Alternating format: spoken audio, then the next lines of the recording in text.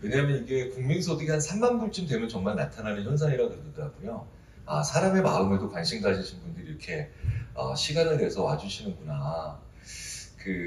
이게 사실은 저는 한 20년 전만 해도 유럽에서나 이렇게 이런 자리에서 심리학 강연을 들으시는 건 줄 알았는데, 이 대한민국의 수준이 이렇게 높아지고 있구나라고 생각해서 제가 되게 행복합니다. 저희들은 인지심리학은 상담심리학이랑 다르게 신체 구조부터 먼저 배워서 사람의 몸이 이렇게 변화해 가면서 내 몸의 변화를 어떻게 내 말과 행동이 잘 내면화시키는가, 그게 행복이라고 보기 때문에 저희들은 그런 거 연구합니다. 저희들이 연구하는 거 하나만 말씀드릴게요. 요즘 MBTI가 난리 났어요. MBTI 받아보셨어요? 네네네. 저는 1993년에 처음으로 MBTI라는 검사가 한국의 초창기에 소개될 때 해봤는데, 그 다음 이후로 거의 1년에 한 2번씩 한 40번 해봤거든요.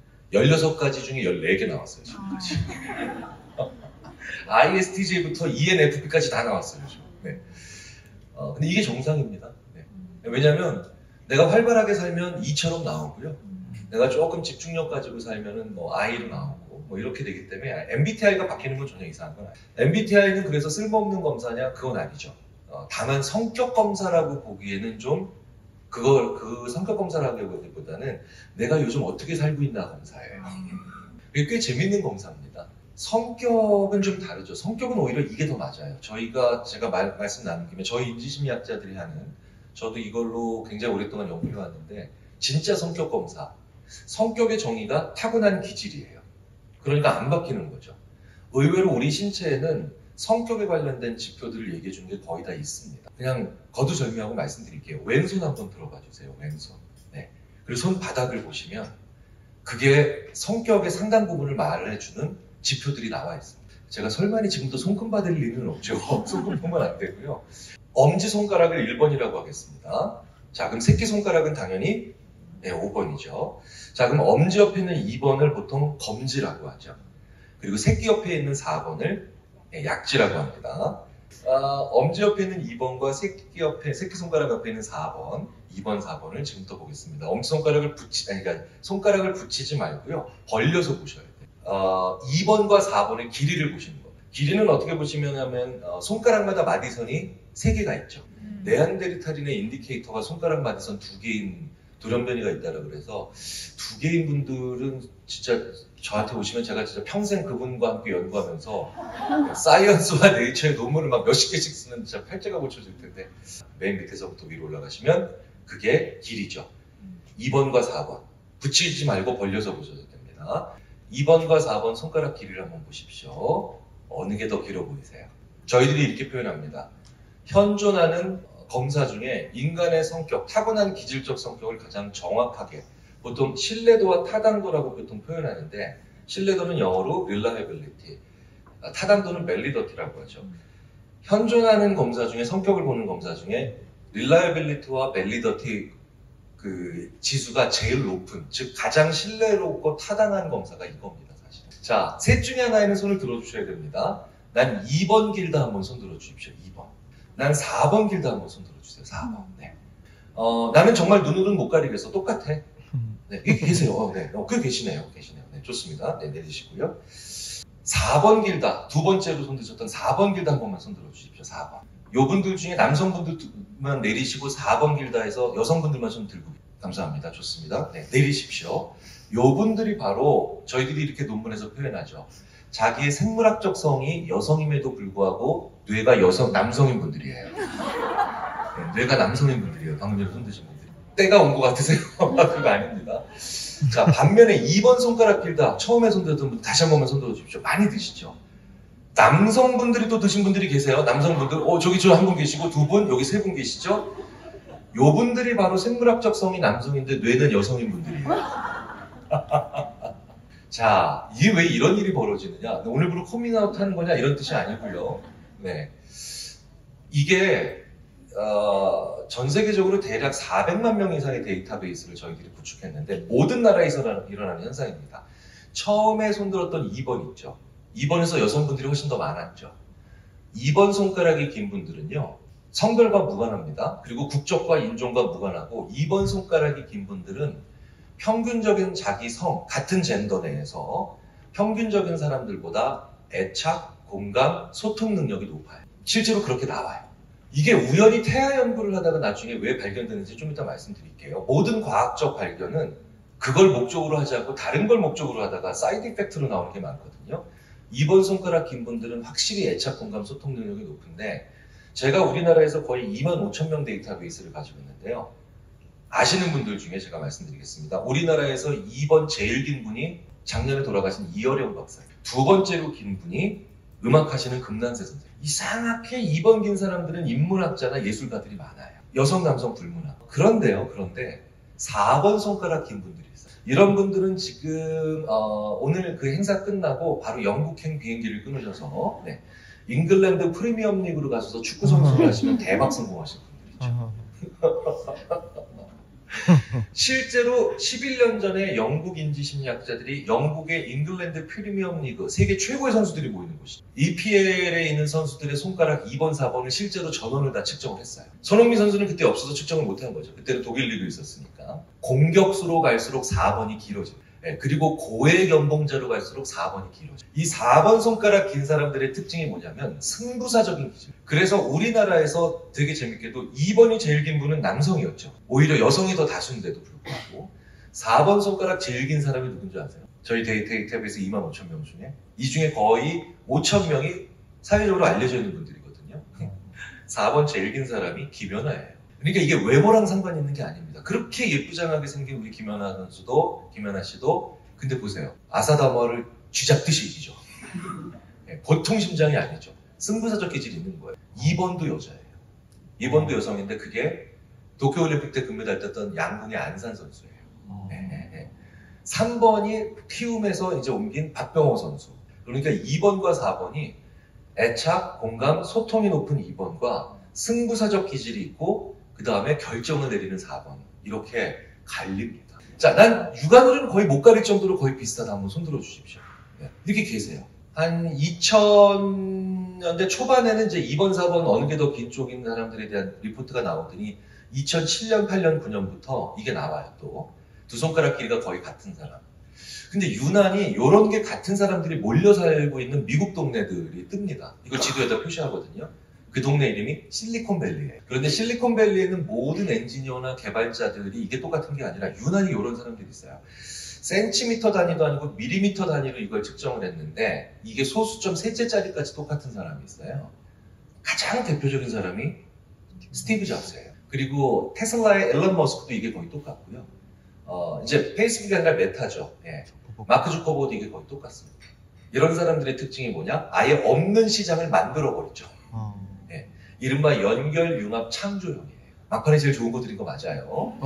근데 이제 이런 분들 인생이 잘못 풀리면 이도저도 아닌 인생이 되더라. 자, 지금까지 들었던 얘기 사실 술자리에서 잘못하면 한 대 맞기 딱 좋은 얘기가 될 수도 있습니다. 근데 하지만 제가 분명히 말씀드렸죠. 현존하는 가장 정확한 성격법. 이게 왜 그런가는 아주 엉뚱한 계기로 발견됩니다. 1970년대 후반, 초중반부터 이제 슬슬 나오고 이제 후반 되면서 이제 초음파로 태아를 검사하는 이런 기법들. 자녀 출산하신 분들은 다 한 번씩 받아보셨을 거예요. 초음파 기법이 발달되면서 그때 당시에 해상도로는 정확히 볼 수는 없었지만 이 초음파 기법으로 먼저 우리가 보려고 했던 게 바로 뭐냐? 의학과 저희 인지심리학, 생물학에 다 보고 싶었던 게 그때 당시에 저희들한테 중요한 문제가 왜 일란성 쌍생아의 경우 성별이 다르게 나오는 경우들이 있죠. 그때가 여자아이의 청각장애 비율이 높았어요. 지금도 높아요. 이상하게 일란성 쌍생아의 경우에는 남자아이도 태어나고 여자아이도 태어나는데 여자아이가 청각장애 비율이 높아서 이게 왜 그런가를 알아보다가 굉장히 중요한 사실이 초음파 해상도가 높아지면서 알게 되죠. 엉뚱하게도 이 사실이 밝혀집니다. 모든 인간은 부모님, 어머니 품 안에서 10달 동안 태아로 존재하잖아요. 그때 이 손가락이 굉장히 독특한 엄마와의 교감 도구라는 걸 발견합니다. 탯줄로만 인간이 엄마와 교감하는 게 아니었어요. 이 손가락도 어머니로부터 무언가를 받는 파이프의 역할을 합니다. 쉽게 말씀드리겠습니다. 2번 손가락을 통해서 내 어머니가 나에게 계속해서 주셨던 물질, 물론 다른 손가락을 통해서도 각기 다른 물질을 줍니다. 요 물질 5개를 다 합치면 그걸 뭐라고 부르냐? 호르몬이라고 해요. 이게 호르몬 창고예요. 지금은 물건 잡을 때 쓰시죠. 2번 손가락을 통해서 내 어머니가 나에게 10달 동안 계속해서 주셨던 호르몬이 있죠. 그 호르몬의 별명이 바로 뭐냐? 애착과 공감의 소통의 호르몬이라고 하는 별명을 가진 에스트로겐. 자, 그래서 에스트로겐이 어머니로부터 10달 동안 많이 받으신 분들은 그 흔적으로 2번이 길어집니다. 그러니까 움직일 수 없는 증거입니다. 2번 손가락도 길다고 하셨잖아요. 2번 손가락. 네. 이런 남성분들은 아무리 운동을 잘하고 싸움을 잘하고 터프해도 거스를 수 없는 대세가 뭐냐? 이제 슬슬 청년을 지나 중년을 가면서 드라마와 영화를 보면서 울기 시작합니다. 여자친구 애인께서 당신 왜 이래 약해졌어? 이러면 아니면 눈에 뭐 들어갔어? 이런 구차한 별명 하실 필요 없어요. 그냥 2번을 드세요.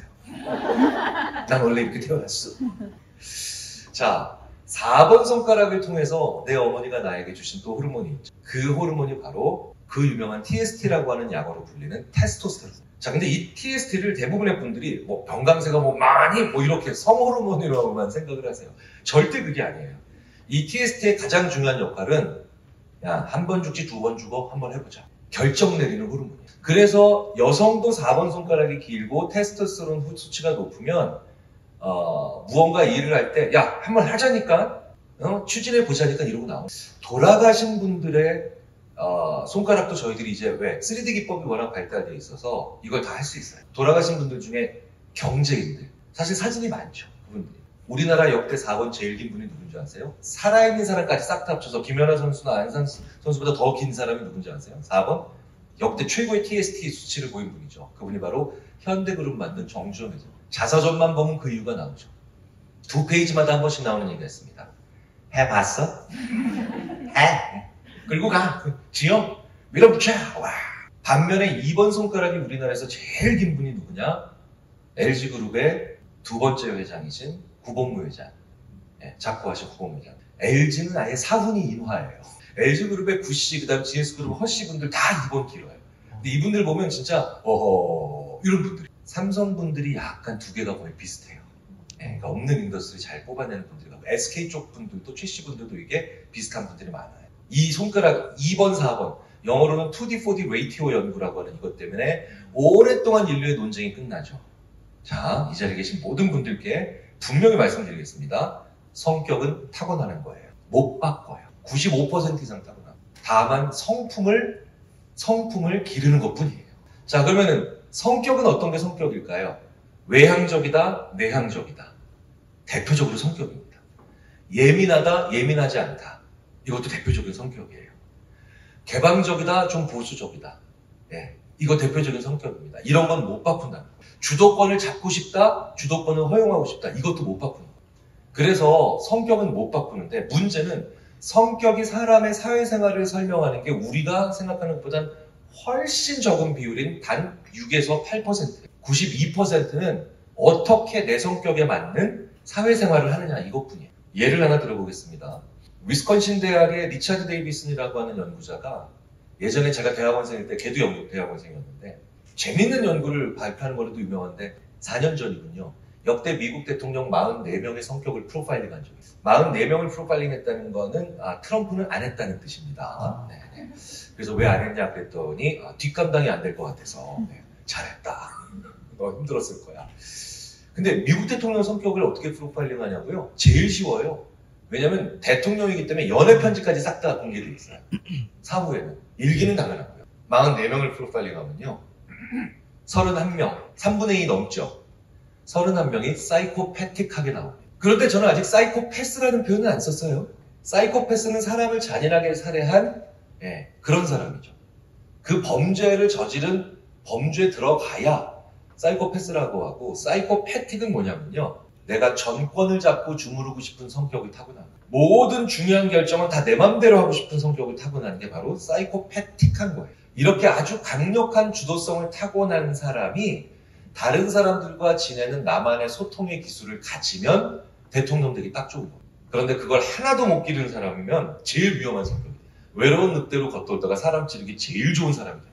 그래서 이 사이코패틱 스코어가 제일 높은 사람이 44명 중에 누구냐? 그 러블리했던 오바마였어요. 근데 오바마는 그 강력한 사이코패틱한 주도성에도 불구하고 백악관에 있는 사람들이랑 주먹 인사하는 자기만의 사회적 기술을 가지면서 자기 하고 싶은 대로 다 한 겁니다. 오바마가 그렇게 위트 있고 그 다음에 부드러운 사람 같지만 실제로 오바마는 자기 하고 싶은 거 다 했어요.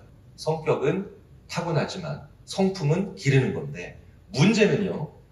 여기서 가장 많은 사람들이 착각하는 게 외향적인 사람이 성공한다. 외향적인 사람이 되고 싶다는데 외향적인 사람은 거의 없다는 겁니다.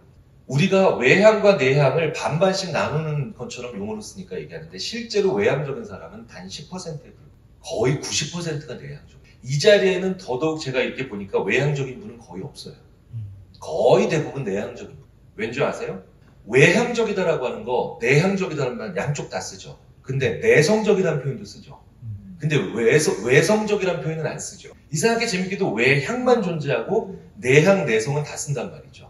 그만큼 외향은 그러니까 본질에 집중하기보단 늘 관심이 외부로 향해 있다는 걸 뜻하기 때문에 성격이라기보단 타고난 외부에 관심을 선호하는 경향성을 얘기합니다. 외향적인 사람은 대략 늘 관심이 외부를 향해 있기 때문에 이렇게 한 자리에서 22분째 같은 자리에 앉아있지 못해요.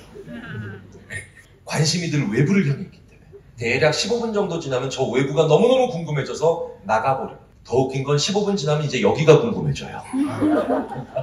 그래서 들어와요. 그러면 왔다 갔다 하죠. 그러니까 우리 같은 사람들이 보면 활동적인 거예요. 지금 22분째, 심지어는 제 강의가 앞으로 한 3, 40분 더 남았는데 그때까지도 집중을 하신다? 이건 무조건 내향적. 대부분의 한 사회에서 국민소득이 2만 불, 3만 불 정도 되는 이 정도의 사회에서 이런 자리에서 앉아서 남의 강의를 들을 정도가 되는 분들은 거의 외향적인 분은 없고 내향적인 분. 그리고 내향적인 사람들의 장점이 있죠. 그게 바로 뭐냐? 집중력이 좋아요. 외향적인 사람에 비해서 하루에 즐겁게 만날 수 있는 사람의 수가 좀 적은 거예요. 외향과 내향은요. 내향적인 거 있잖아요. 내향적인 사람은 낯을 가리고 그 다음에 새로 사람을 만나는 게 좀 힘들고 그 다음에 사람을 만나는 걸 꺼린다? 이건 완전한 착각이에요. 오늘 같이 오신 분과 함께 즐겁게 대화하시죠. 외향적이든 내향적이든 나랑 가까운 사람 그리고 편하게 얘기할 수 있는 사람과는 늘 이게 됩니다.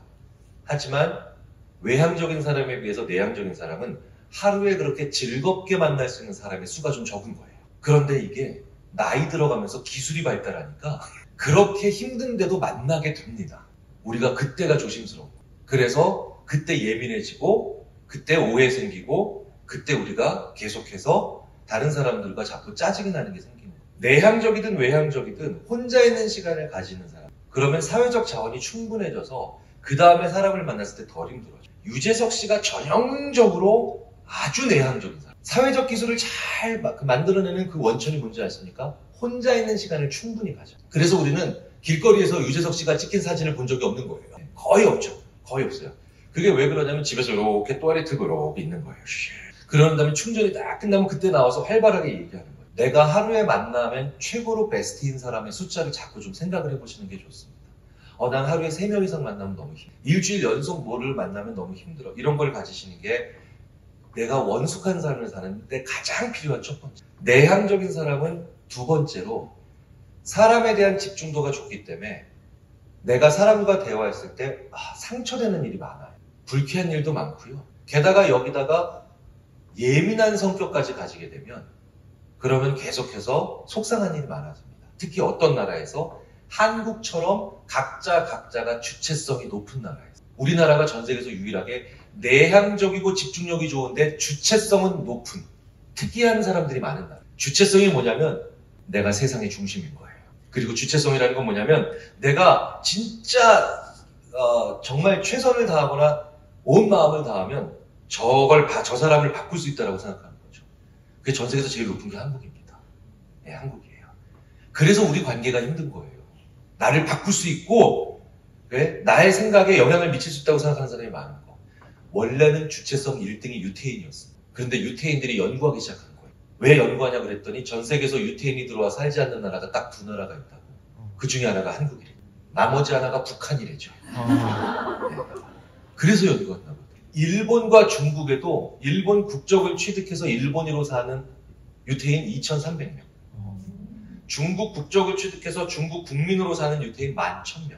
한국의 한국 국적을 취득해서 한국인으로 사는 유태인은 몇 명이냐고 물어봤더니 표현을 해도 이렇게 하더라고요. 니네 1945년 해방일에 한 명도 없다. 한국 국적 취득한 유태인 친구가 있으신 분 손 들어보세요. 제가 10년째 물어보고 다니는데도 없어요. 국세청 자료에도 없고요. 국민건강보험공단 자료에도 없습니다. 행안부 자료에도 없어요. 유태인이 살지 않는다. 아프리카 탄자니아에도 있는 유태인 커뮤니티가 존재하지 않는다. 왜겠어요? 유태인보다 더 유태인 같은 인간. 주체성이 유태인보다 높은 거예요. 유태인 주체성의 핵심이 뭐냐면요. 유태인들 이런 얘기하죠. 유대교가 우리가 유일하게 신으로부터 선택받은 민족. 그게 유태인 주체성의 핵심이에요. 유럽 사람들이 그 얘기를 들으면 그렇게 재수없어 하는 겁니다. 그리고 가로 열고 좀 부러워 가로 닫고. 우리가 유일하게 신으로부터 선택받은. 그 얘기를 듣고 유일하게 전 세계에서 기분 안 나빠하는 게 한국 사람이에요. 저도 그랬대요. 우리가 유일하게 신으로부터 선택받은 민족이냐 그랬더니 뭐 영국 심리학자, 벨기에 심리학자, 프랑스 심리학자 모두 재수없자 막 이러는데 저 혼자 이러더래요. 좋겠다.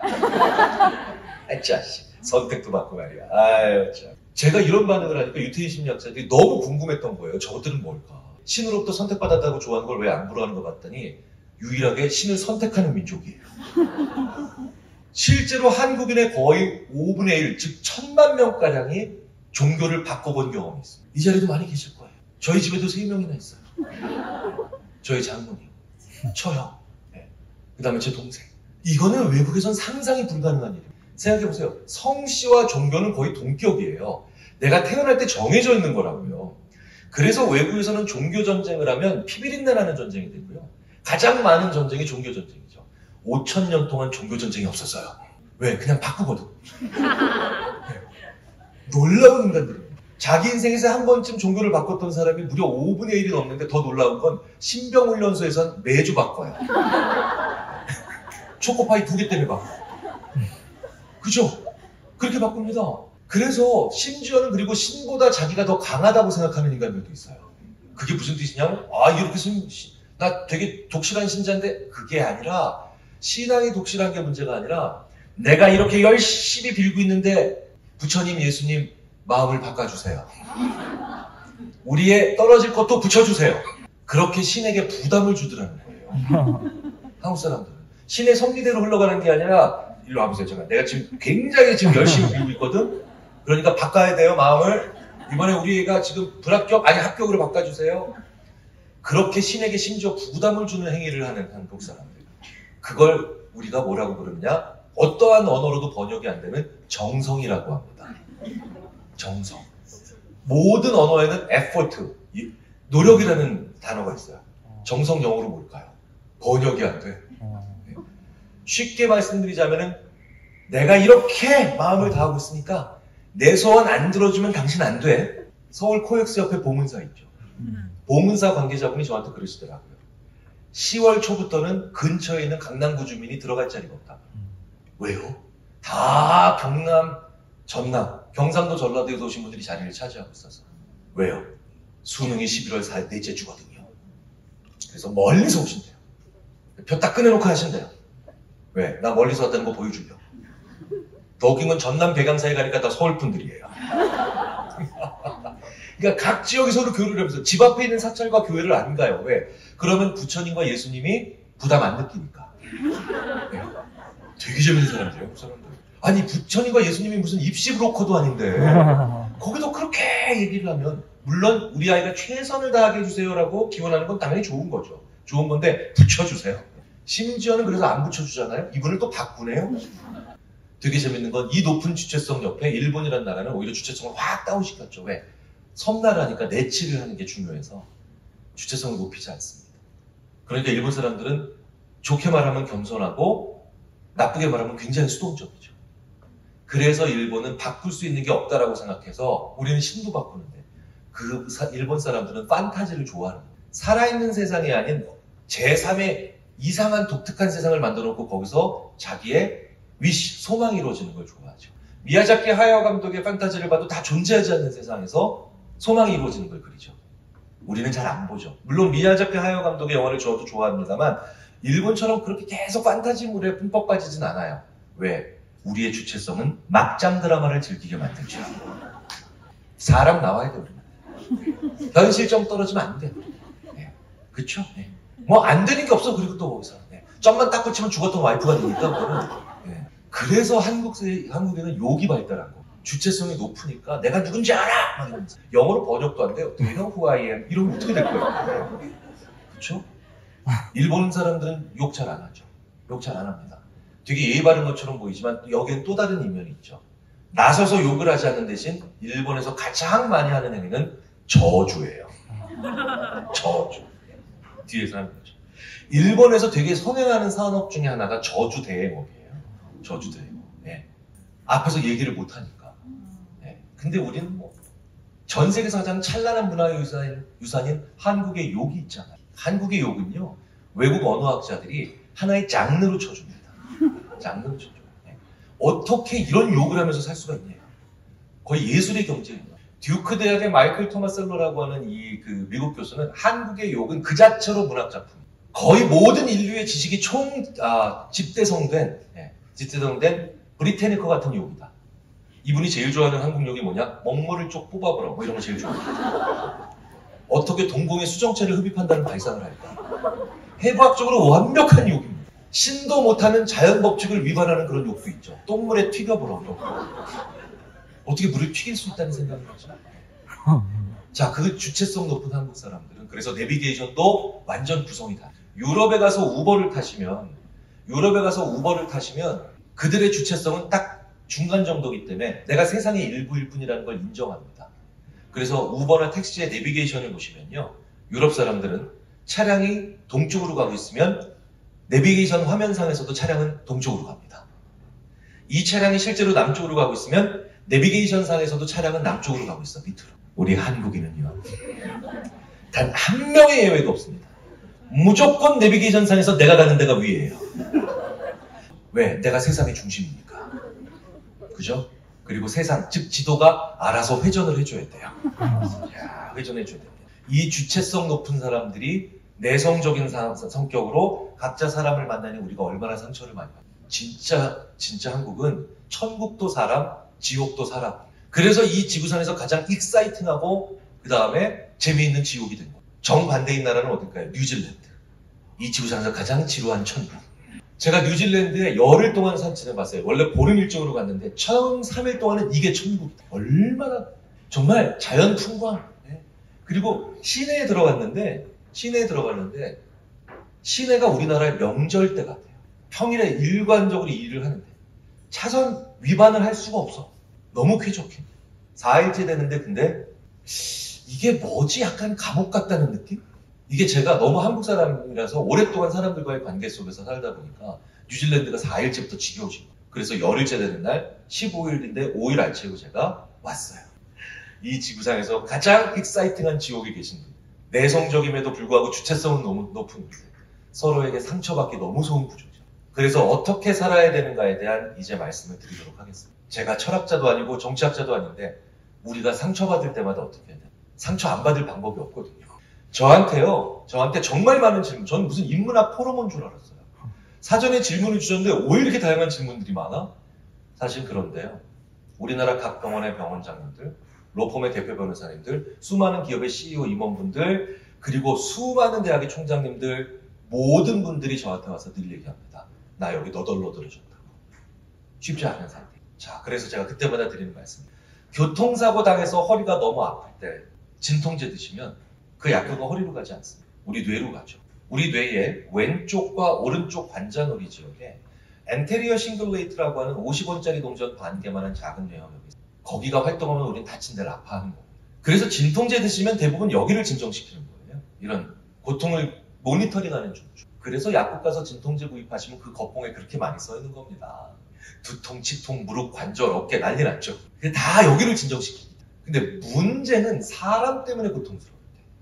이별하고 갈등하고 모욕당하고 배신당하고 억울하고 막 이런 거 있잖아요. 이건 부자 가난한 부자인 사람 가난한 사람 권력 있는 사람 권력 없는 사람 이제 우리나라에서는 가리지를 않죠. 모든 사람들이 이 다양한 관계를 맺고 있는 이 치열한 인간관계 속에서 한국에서는 이별, 갈등, 모욕, 배신, 억울함 다 느끼실 겁니다. 막막합니다. 자, 그런데 이건 몸 다친 건 아니잖아요. 근데 고통스러우시잖아요. 저도 고통스럽고요. 이건 뇌에서 어디에서 담당을 하는지를 저희들이 연구를 하는 거죠. fMRI, PET 스캐너, ERP 같은 뇌를 촬영하는 장비를 최다 정도문해가지고 이걸 연구하기 시작합니다. 최초에 저희들의 추리는 이랬습니다. 우리 뇌는 측면이 본능이고 앞쪽이 전두엽이 사회생활입니다. 아주 러프하게 말씀드립니다. 그러면 아까 뼈 부러지고 살점 떨어져 나간 고통은 당연히 뭡니까? 측면이니까 여기가 본능 맞죠. 그리고 사람 때문에 고통스러운 건 사회적 고통이니까 전두엽이 담당을 하겠지요. 라고 나름 합리적인 추리를 하면서 각 나라에서 연구가 시작되죠. 저희들이 다 깜짝 놀라죠. 이별하셨던, 갈등하셨던, 모욕당하셨던, 배신하셨던, 억울하시던 사람 때문에 고통스러우실 때 그 고통을 느끼게 만드는 뇌는 어김없이 엔테리어 싱귤레이트로 동일합니다. 그러니까 우리 뇌는 뼈 부러지고 살점 떨어져 나가는 고통과 사람 때문에 겪는 고통을 하드웨어적으로 구별합니다. 몸 다쳤을 때 진통제 드시면 당연히 여기 진정돼서 효과가 있잖아요. 그런데 사람 때문에 고통스러우실 때 진통제 드시면 효과가 있느냐? 효과가 상당히 있습니다. 처음엔 저희가 너무 어이가 없어서 이 연구에 진이 놀라는 것을 떠나서 사기가 아니냐라는 것에 대해까지도 몰아붙였고 그게 2010년도 정도까지 굉장히 논쟁이 돼요. 그런데 이제 누구도 이걸 의심 안 합니다. 저희 인지심리학뿐만 아니라 신경과학도 절대 의심 안 합니다. 왜? 지난 10년간 한 번도 실패 없이 관찰된 현상이고요. 훨씬 더 많은 실제 임상 사례가 나왔거든요. 사람 때문에 고통스러울 때 복용하는 진통제는 진통에 효과가 있습니다. 그런데 제가 설마니 이 귀한 자리에서 개보린 팔아보려고 이런 말씀 그리고 이럴 때마다 개보린 타이레놀 드시면 그건 약물 오남용이에요. 드시면 안 됩니다. 신경격을 뭔가 다 망가질 수 있죠. 그리고 어떤 분에 따라서는 하루에 냉면 사발로 드셔야 되는 분도 계시고 그 말씀을 드리는 게 아니라 오늘 사람 때문에 크게 힘드셨다면 그 사람의 휘두른 칼에 찔리신 거라고요. 그 사람의 의도와 상관없어요. 그게 중요한 게 아니라 어쨌든 나는 찔린 겁니다. 그 사람의 휘두른 둔기에 맞아서 나는 뼈에 금간 거예요. 그러면 몸 다치셨죠. 그러면 몸들 보세요. 이걸 왜 지금까지 정신력으로 이겨내려고 하셨냐는 거예요. 지난 10년간 관찰된 결과들을 보면 사람 때문에 크게 고통스러울 때 그 고통을 정신력으로만 이겨내려고 하는 분들에게 어떤 신체적 변화가 일어나는 것까지도 의학과 저희 인지심리학 생명공학에서 굉장히 빈번하게 관찰되고 있습니다. 사람 때문에 크게 고통받으신 날 정신력으로만 몸을 안 돌보시면 실제로 종양이 악성화됩니다. 빠른 속도로. 그리고 혈관이 아주 급속한 속도로 수축됩니다. 그리고 뼈에서 칼슘이 신속하게 빠져나갑니다. 몸을 다치고 병을 안 돌본 사람과 똑같은 거예요. 그래서 사람 때문에 크게 고통받으신 날 내 몸을 다친 사람처럼 돌보는 게 가장 중요한 특히 한국에서 하셔야 되는 소중한 행동이에요. 그럼 어떤 걸 해야 되느냐? 3가지 정도를 말씀을 드릴게요. 첫째, 사람 때문에 크게 고통받으신 날 나에게 좋은 음식 먹게 하셔야 돼요. 그런데 이런 날 의외로 아무리 돈이 많은 분들이라도 사람 때문에 크게 고통받으신 날 싸구려 음식을 구석진 곳에서 쭈그려 앉아 드시는 행동을 하세요. 이게 얼마나 위험천만한 행동인지를 지금부터 말씀드릴게요. 제가 2014년, 2015년 2해 동안 중앙심리부검센터의 센터장을 한 적이 있어요. 중앙심리부검센터 뭐 하는 곳일까요? 검찰이나 경찰에 계신 분들 혹은 정신과 전문의 분들 혹은 저희 동료 심리학자분들이 이렇게 부르는 곳입니다. 자살의 국과수. 스스로 생을 마감하신 분들의 그 가슴 아픈 사연은 국과수에 가지 않습니다. 왜? 형사사건이 아니라서. 그런데 유가족분들이 너무너무 고통스러운 경우가 있죠. 이유를 모르실 때. 알려드려야 됩니다. 안 그러면 너무너무 남은 분들이 힘들어 하시거든요. 저희들이 그 이유를 밝혀드리죠. 어떤 케이스가 저희한테 올까요? 제일 어려운 케이스가 오겠죠. 강인하고 지혜롭고 인간미 넘치시는 분들이 유서도 없는 자살하셨어요. 유서가 있다 하더라도 그냥 이상한 정신 없는 상태에서 쓴 황당한 유서만 존재할 때 이런 미스테리한 자살을 저희들이 받았을 때 센터장인 제가 직접 가보면 제일 많이 보는 장면이 뭔지 아세요? 반쯤 먹은 컵라면이 거울 앞에 놓여있는 투신 현장이에요. 아무리 많은 돈 가지고 있고 아무리 세상에 존경을 받고 있는 분들도 사람 때문에 고통스러울 때 싸구려 식사하시게 되면 그렇게 무너지더라고요. 그래서 사람 때문에 크게 고통받으신 날 좋은 자세로 좋은 음식을 먹는 건 그 무엇보다도 중요한 사람의 도리.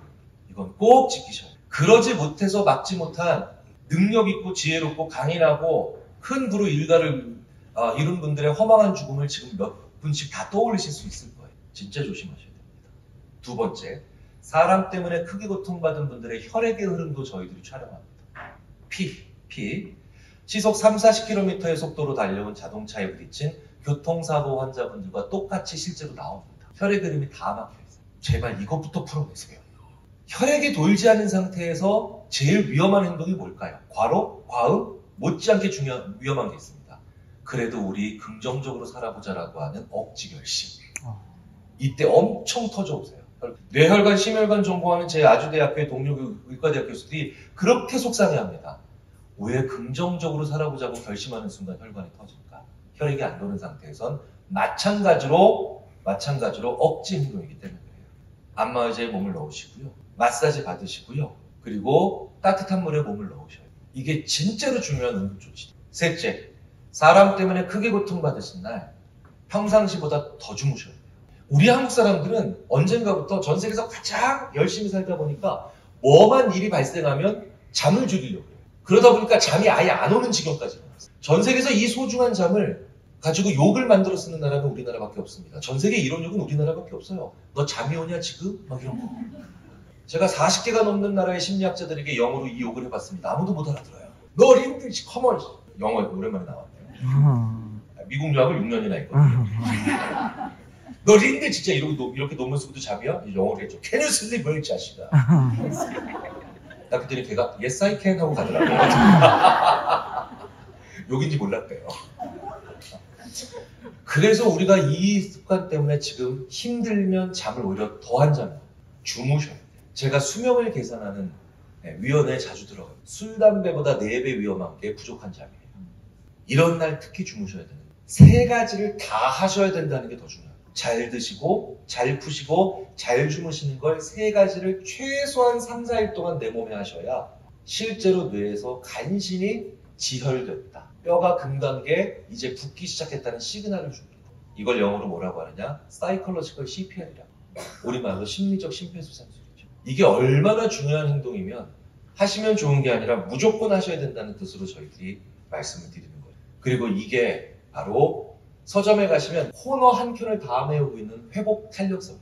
회복 탄력성이 좋은 부모가 되셔야 돼요. 회복 탄력성이 좋은 선배가 되셔야 돼요. 왜? 우리의 후배 세대들이, 우리의 자녀 세대들이 우리를 보고 제일 힘들어할 때가 바로 뭐냐? 시련이 왔을 때 회복하지 못한 부모, 회복성 떨어지는 선배, 회복성이 떨어지는 그런 리더를 만날 때입니다.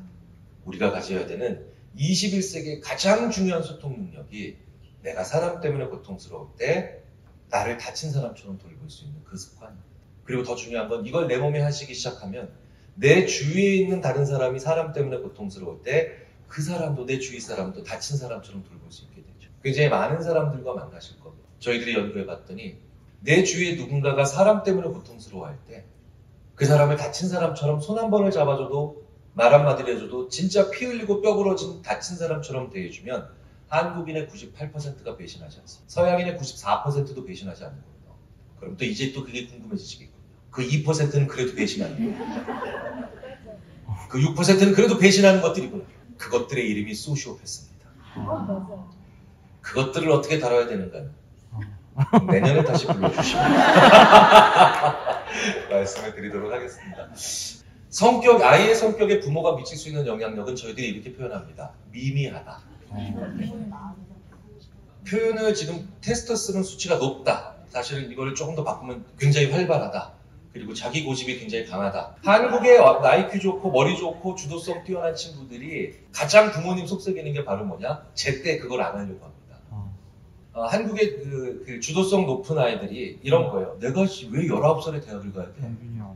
근데 그게 부모님이 야 그래도 대학은 가야지라고 하면 안 가. 뭐 예를 들자면 이런 식으로 나와요. 그러면 이거를 이렇게 바꿔주셔야 돼요. 언제 갈래? 예를 들자면 이거 자녀 문제 때문에 고민하시는 분들은 잘 생각해 보십시오. 우리나라가 지금 수명이 어디까지 늘어났냐면요. 지금 50세 기준으로 130 재수 없으면 130까지 살아요. 지금 몇몇 분이 막 괴로워하시는데 진짜로 그렇게 나와요. 제가 작년에만 17개, 올해 벌써 6개의 의학회를 가는데 수많은 의학회의 기조강연을 하면서 그쪽에 의과대학 교수님들과 시뮬레이션 하면 지금 진짜로 재수 없으면 130, 재수 좋아도 120. 올해 70세 넘기신 최재천 교수님도 이런 젠지 않고 왜 우세 교수님 나 126세까지 살지도 몰라 이런 진짜. 그랬더니 옆에 계신 최현경 교수님이 동갑이시거든요. 내가 너는 56년을 더 봐야 되냐? 수명이 드라마틱하게 늘어났고 우리 아이들은 수명이 급행 30을 넘겨버릴 가능성이 매우 농후합니다. 장수 사회의 특징이 뭔지 아세요? 오래 사는 사회의 특징이 대학을 가는 나이가 다양하게 퍼져야 돼요.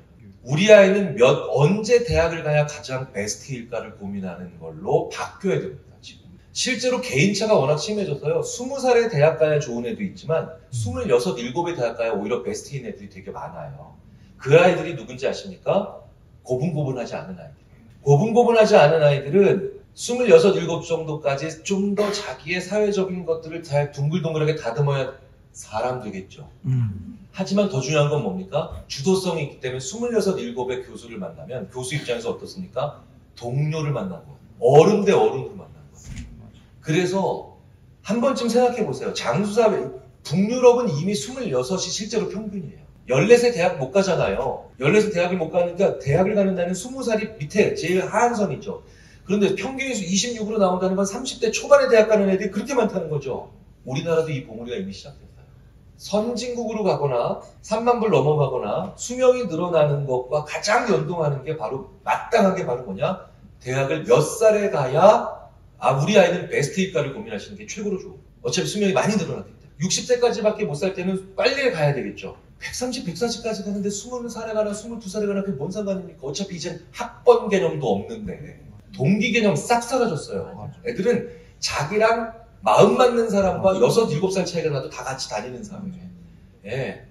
아니 생각해보세요. 한대당 교육 한 번 다녀왔습니다. 못 보셨어요? 거기 가면은 10살 많은 언니들이랑도 그냥 친하죠. 마음 맞으면 가는 거죠. 나이 동갑 같은 애 대학 들어갔다고 친한 건 이제 누구도 인정하지 않는 룰이에요. 10년 전에 없어졌어요.